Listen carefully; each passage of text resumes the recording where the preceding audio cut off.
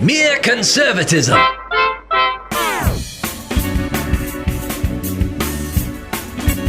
David Perry, Cleve Walker here, back in the studio together after a little quarantining going on. There's a lot going on. You know, the impeachment number 2 the sequel is underway. Why? Since they know they're not going to be able to successfully, in the Senate, do away with them, why do you think they're so keen on doing it? What do you think is their reason, the Democrats' rationale for the impeachment? Well, it's a political thing again. I mean, last time it was a political thing just to try to damage President Trump. This time it is similar to that. It's an attempt to damage the president, but also Republicans generally. So they want to be able to, what they're trying to do, and they're not just doing this to elected Republicans, they're doing it to 74 million people who voted for Donald Trump in November. They're trying to link them to rioters, to people who violently, insurrectionists is what they call them. Yes. Yeah, violently went into the Capitol, apparently looking for blood. So they're trying to equate you and I, pretty much anybody that did not vote for Joe Biden and is not now supporting him. They're trying to lump all of them together. So what they're hoping to do is get Republicans on record not voting for impeachment. Thank you. And then they're gonna say that they're complicit. I agree with you 100%. I mean, yes, they hate Trump, but I agree with you. This is more something to destroy the Republican Party, and more than that, they want to destroy those who they could never sever from Trump. Trump's, what they would call followers, people who could not be parted from him no matter what they did. They want to make sure that they are truly lumped into the basket of deplorables that Hillary Clinton had already labeled them to be. So you're right. This is what this is all about. And it is important to remember that a lot of this stuff it's about Trump. You know, he's the name that is being used, but it's really about you. Yes. It's bigger. It's always been bigger than Trump. Yeah. Hate you. Mm-hmm. They do. They hate you. They hate me. Say that again, because I go on social media and I talk to my friends about it, and they say, Cleve, we're kind of harsh with these guys. You know, can't we reach a compromise? I say, listen, you do not understand. They don't just have a distaste for me and for you. They hate and despise everything you stand for. I don't think people understand absolutely. That. The left hates you. Just anybody to the right of them, which is a lot of people, actually. A lot of liberals that they hate. And you can see the onslaught in culture and in government. And this impeachment thing is just it's a weapon, it's a tactic to try to smear anybody who ever had any kind of support for Donald Trump. And from this point forward, make them a non-person if they can, literally. And so this is why you have the rhinos now trying their best to separate themselves from what they consider to be the Trump wing of the party, because they're going to rebuild in their mind the Republican Party's name brand to that reasonable, rational, moderate thing that we all came to know and love. Yeah, they're going to go back to losing with dignity. Thank you. I'm serious. Yeah, there are some Republicans who have used that term, and I think that's very accurately depicts people like the two presidential candidates before Donald Trump, Mitt Romney and John McCain. They lost with dignity. Yeah. They weren't the right candidates, and a lot of people they want Republicans to be that way. Democrats, they love Republicans as long as they lose with dignity, as long as they do what they're supposed to do, which is lose elections. Exactly. They love them. The Democrats want a two-party system with one of the parties just being there as a show, not having any power per se, but just so we can say we got two-party system. Yep. But everything they're doing right now, David, literally everything they're doing is to make sure they have a one-party monopoly from this point forward. And if we're not careful about how we handle this, they will get that. Well, and I think there are several Republicans who are trying to short circuit the Democrats' play here, and I think it's smart to do that. You hear this argument from people like Rand Paul, who are basically saying it's not constitutional to impeach a president, a former president. You're now having an impeachment trial for somebody who is who's a private citizen, which means, Cleve, I think they're probably going to impeach you next. Well, they can. And literally. By their definition, they can impeach anybody. I mean, by their definition. So, again, it's not about whether or not they win this thing. They win it by simply having it. Yeah. And their argument is that they technically impeached him in the House before he was out. Yeah. So some people say that. But now it's irrelevant, right? I mean, he's not president anymore. But it is relevant because the Democrats are not trying. Their goal is not what you would typically think when it comes to an impeachment, and that is it's really sad because they're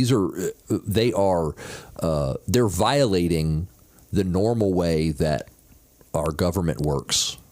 Because they don't care about that. They never have. They talk about norms quite a bit. They don't actually care about that.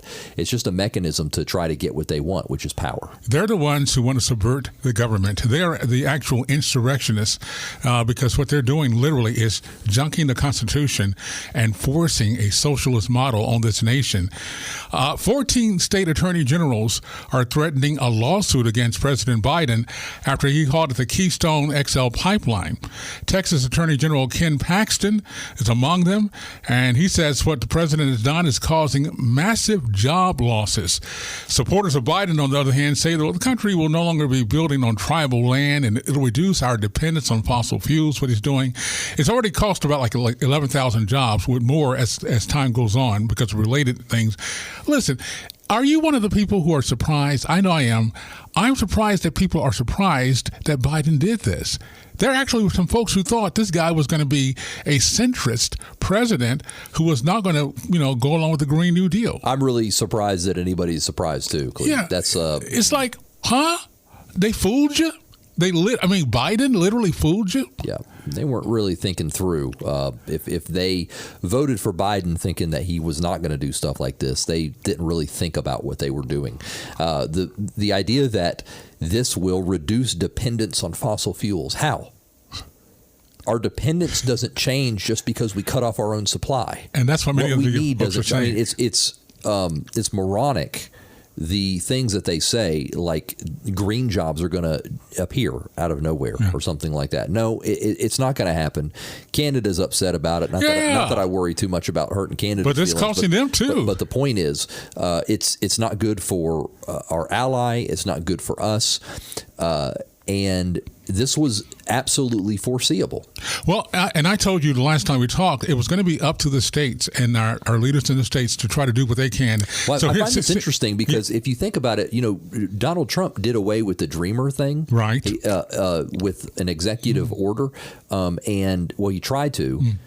He got sued, and they said that he couldn't. Right. Some judges said that he couldn't just change an executive order, which is kind of weird because the Dream Act thing was done by an executive order. You would think that Trump could come in and undo it with an executive order. They said his rationale for doing it was suspect. They said he couldn't. Yeah. So I wonder if this might be a similar thing where a judge might say, well, you can't undo this executive order by executive order because of XYZ. I don't know. I don't know either. I'm hoping it will be, but my point is this move that they're doing is the type of thing we're going to have to do up and down the line under the Biden agenda. We're going to have our state leaders and our states stand up and challenge it any way they can. And so I'm just glad to see this move because I think, again, this is what the leadership is going to have to come from our Republican governors and leaders across the state like Ron Tillis. I look at them and say, yeah, right now that's the vanguard for the fight for conservatism. Critical race theory, CRT for short. You really went off on this actually a couple of months back, and I don't think a lot of folks realize why you were so adamant against it. But I've found out more about it, and I'm thinking you went easy on it the last time that we talked about it. This is coming down the tube. This is going to be and it is in some places already, but it's going to be in the high school curriculum.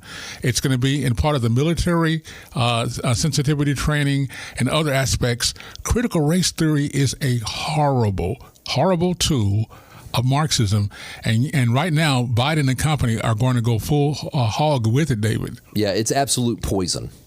It is absolute poison, and it's in our government, it's in our schools, it's in our churches in a lot of cases, which is really scary to me that some of our churches might be swayed into teaching some elements of this critical race Even theory. the Southern Baptist Convention has wrestled with this, originally coming out with a statement decrying this, saying that critical race theory was against the tenets of the faith. And then they got some blowback from some black pastors in the Southern Baptist, and they didn't recant their stance, but they said, we're going to talk about it more. This, to me, is something you don't talk about. Listen, here's what it is. Critical race theory is the view that law and legal institutions are inherently racist, and that race itself, instead of being biologically grounded and natural, is a socially constructed concept that is used by white people to further their economic and political interests at the expense of people of color.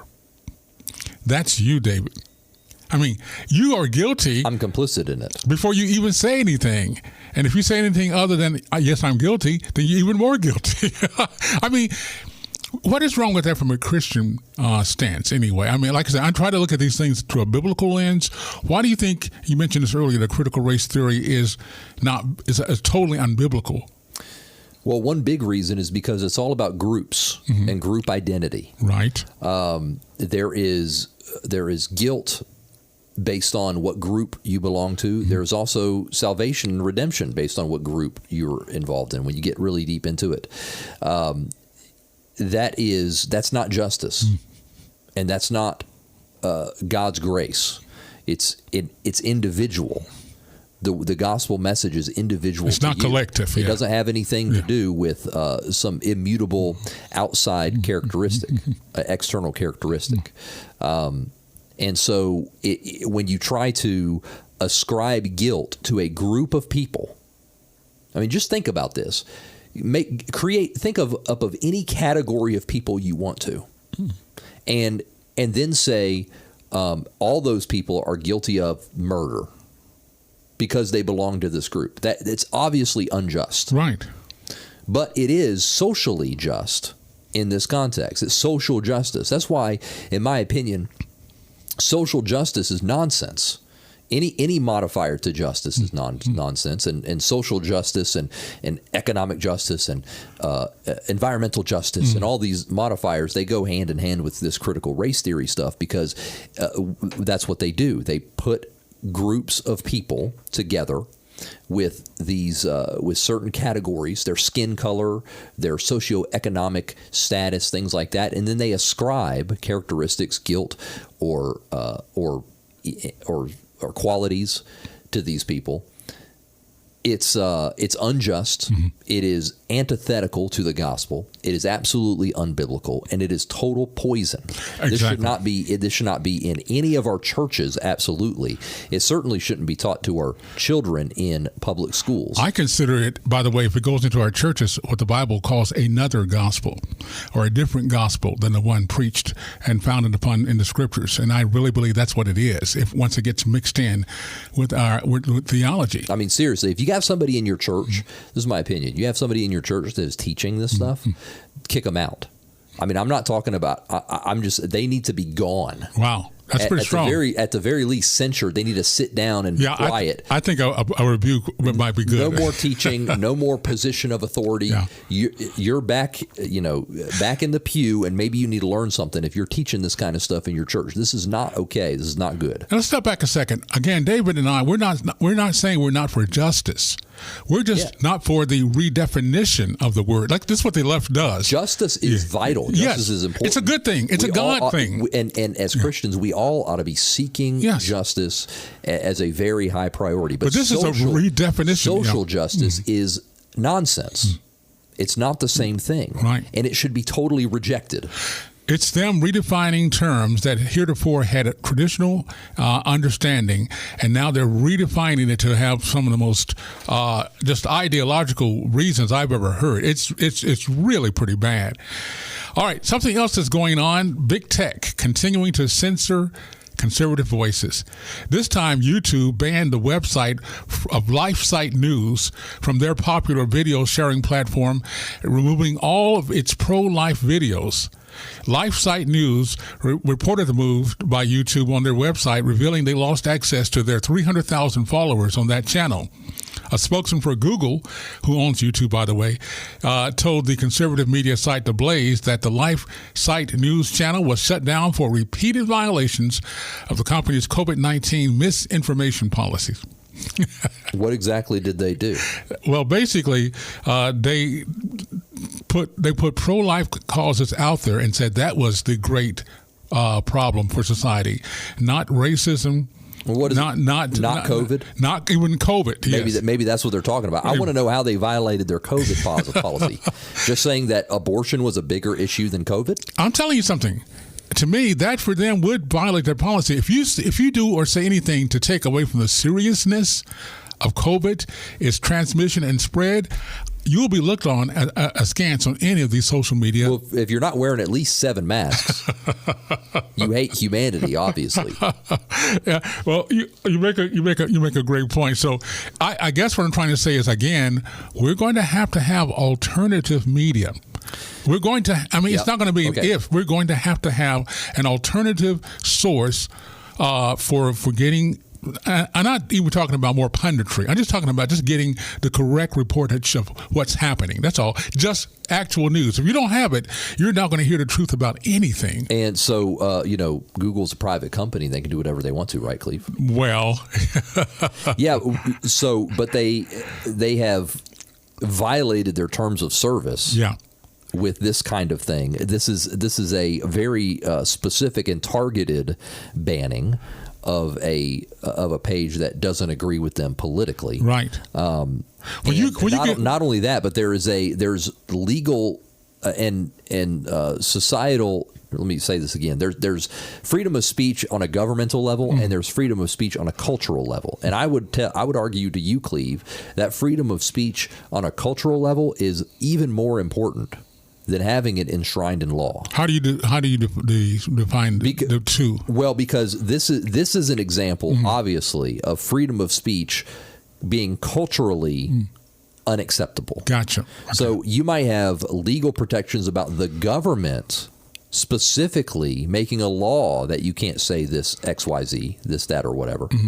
But if you have a culture where companies like Google or places that control the public forums can ban you or selectively edit you or decide who they like and who they don't like, which is obviously what they're doing. They have obviously decided that they like the left and they don't like the right. And so the right is on a very short leash or no leash at all. And the left can say pretty much whatever inflammatory, derogatory things they want to say, but because they are on the right political side, they get a pass. That's culturally anti-First Amendment, anti-free speech, and that's a really, really big problem. It's made worse by the fact of what you just said, though, David. There's actually, for the first time, this wasn't true until a while back, where the government and social media and regular media, talking about left wing, are now joined at the hip. Basically to the point where they're one. That's really bad. Yeah, now that's dangerous. That's scary. But that's where we're at right now, where the government, the democratically controlled government, the democratically controlled media, and now the social media giants are saying, we will collude together to create the atmosphere for communication or lack thereof that we want. It's what Schumer said when he came down here campaigning for the senators in Georgia. He says, we get to remake America. And this is what that's about. He was serious when he said that, and that's what's happening right now. Speaking of your new senators, by the way, one of them, Senator Raphael Warnock, and the organization that he chaired for 3 years called the New Georgia Project could be in a little hot water after the Georgia State Election Board advanced a case against them based on accusations they did not deliver voter registration applications on time in 2019. The board voted to refer that case now of the New Georgia Project to the State Attorney General's office to continue the investigation or to pursue prosecution. By the way, Democrat Stacey Abrams was one of the original founders of that group, but Warnock actually chaired it for a while, and during this period in which they're accused of not properly delivering more than 1,200 voter registration applications to the Gwinnett County board after the 10-day deadline.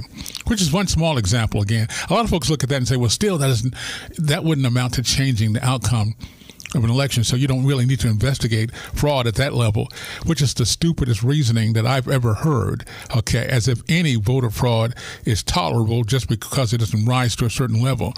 Raphael Warnock and Ossoff, I never thought today I'd see those guys in the Senate from Georgia. Not yet, anyway. Yeah, that surprised me as well. This is one of those things where, I guess could be a mistake. They brought their voter registration stuff late. I guess you could say that. You're not really. There are laws, there are rules in place, and these are safeguards to protect against fraud. And they violated here one of those safeguards. Obviously, those voter registrations are invalid. Right? Well, it should be, yes. So, and that's just in one county. That's right. in Gwinnett County. So, are there some in other counties? It's a good question, and I hope that Raffensperger will investigate it. I hope they'll get to the bottom of it, because I'm really tired of hearing things like this, cases like this going on. I know there's lots of stuff going on with Ilhan Omar in Minnesota. That's right. With her funneling funds to her, like basically embezzling campaign funds to her family, to her fiance or husband, things like that. But I never hear anything ever come of it. No. So you just hear these accusations. You know what's going on. Investigations. Yeah. But you never hear, busted. Well, let's get to the bottom of it. I'd really like to hear get to the bottom of it and figure out what to do about something like this. In all fairness to your state of Georgia, lawmakers there, Republicans anyway, are in the process of putting together changes in the voting setup there. Yeah, they're working on it. They're working on it, and they got to do that. We got to do that there. We got to do it in Minnesota. We got to do it in Wisconsin. We got to do it in Arizona. Because my point is this: if we don't do that, if we don't straighten up this voter mass, if we don't discontinue the massive use of mail-in balloting, which we don't have any excuse to continue to use. Of course, the Democrats will say that's curtailing the votes of minorities when we do that. Yeah. If we don't fix it, then the voting system itself will not be a means by which we can change these scoundrels and get them out, get them out of office, and that's scary. And you mentioned something there. They're very concerned about votes of minorities, which is obviously important. But this is the way they think. It's back to critical race theory. They think about this with every waking moment. Is the group of people, not an individual. This is what it feels like with the left. They love the people, but they hate a person. Yeah. They hate the person. Yeah. They love the people. In other words, they think it's minorities, people of color, that group, Democrats, that group they like. You get an individual person that has individual ideas and thoughts, desires, goals. They hate that. You step out of groupthink. They hate that. They don't want any part of that. That's Marxism, by the way. The masses is what they do. It is Marxism, this critical race theory, which is simply just an effort to group people together and then pit groups against each other. Right. That's Marxism, as you mentioned. This is what they like to do. And you cannot have justice if all you think about is groups of people, is categories of people. Justice, we have to be very clear about this, is an individual thing. If it's not discussed on an individual level, then it's not justice. Right. It's not. Right. If each individual is not held accountable for his or her own actions and held responsible for their own choices, then that's not justice. If you're judging it based upon a group instead of individual responsibilities, that's not justice. Certainly not the biblical definition of justice. And the Bible is pretty clear that you're supposed to be judged individually. It talks about that in the New Testament. It talks about that in Old Testament law as well. Yeah. It is an individual thing, and you're not supposed to get special favor because you're poor. You're not supposed to get special favor because you're rich. You're not supposed to get special treatment because you're of any race or gender or whatever. It is supposed to be an individual thing based on the facts, based on truth. And the biggest ingredient to justice is truth. Yeah. What the truth is, and justice is always individually. Well, see, here's where they would get you in their mind at the point you just made. If they are what they're saying is true, the critical race theorist people, then there's people being oppressed who have no power of their own to lift that oppression. Therefore, because they are unjustly oppressed, anything is justified in getting them out from under that oppression. Anything, whether it's lying, disobeying laws, or even insurrection in their own way of thinking. Anything, because oppression is wrong, right? So if oppression is wrong, then literally anything goes in defeating that oppression. And oppressing the oppressors. That's exactly what they want. Exactly. They want to oppress the oppressors. Yeah. Guess what? That's also not justice. There's another word for that. It's called vengeance. Yeah, some people call it payback. Same thing. Yeah. That's not justice either. So, look, just be careful with people who use words like this because they don't always mean what they're saying. They don't. And you can tell by their actions. You can tell by looking at how they explain their beliefs and their worldview. When people say, here's another new one, Cleve, anti-racism. Yes, right. Anti-racism, if you want me to tell you what that means, it means racism. Well, yeah, but racism to end racism. Yeah, it's anti-racism is racism to correct racism. It's being racist back. Yeah. To other people. Being racist in a good way. Okay. No, and that really is what it is. They call it anti-racism. It's double speak, or it's overloaded language that can mean all kinds of different things. Anyway, you're being manipulated. You're being lied to. The culture right now is not friendly to free speech. Not at all. We have to be very vigilant here, Cleve, and very careful, because if you go to sleep here and you wake up in 5 years or something like that, you're not going to recognize the United States of America, and if you can even do it right now. Yeah, and you cannot allow yourself to be cowed into silence. You cannot allow yourself to be cowed into silence. You cannot never be silenced, and also never be forced to speak. Same difference. That's another thing. Both things are important. Don't be silenced. Do not be compelled to speak. They're doing both things to us. They're trying to do both things. So be careful. Good warnings there, David. They can hear these warnings and otherwise encouraging stuff again on what podcast, how to get it. You can find us on Facebook and listen to the podcast there. You can find us on YouTube, listen to the podcast there, of course, on Apple Podcasts as well. David Perry, and I'm Cleve Walker. Thank you for joining us for another edition of Mere Conservatism. We'll see you later when we will continue the fight for liberty.